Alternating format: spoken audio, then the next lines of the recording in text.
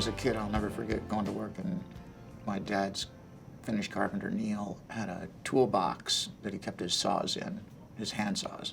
And every morning he'd come to the job, and I'm so lucky to have lived through this. And he'd sharpen his saws every morning. And when I first kind of went to the job site, my dad kind of used his job sites as, he used his employees as babysitters, He'd take me to work in the summertime when school was out, and he didn't know what to do with me, and he'd dump me off at a job, And those guys were really entertaining. And I'd sit down in the morning with Neil, and he'd teach me how to sharpen a saw. And I was like 12 or something, or 11 or 10 or whatever. And those are the kinds of things you taught a new apprentice back then. When you got a new guy on a job, who was 18 or something, you taught him how to sharpen tools. And that's a really important thing to learn. But I don't teach guys how to do that when they come on a job with me. I teach them how to use a calculator.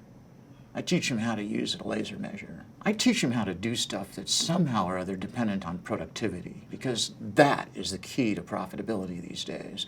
And if you can't get your guys up to speed real quick on working faster and smarter, you're going to miss out on the profits. And you have to be watching that very, very closely today. That's why, like, you take a few minutes to shoot a control line on a job site, and bam, you can fly installing windows. You can fly installing windows and doors because you've got a line established that tells you where the tops of everything's got to be. You're using basically a story pole, which is old technology, but with new kind of, with a new bent, with lasers instead of transits and stuff. So these are the kinds of ways I think that builders today need to tune up their crew. And I think it's one of the things that you look for when you're training a new employee.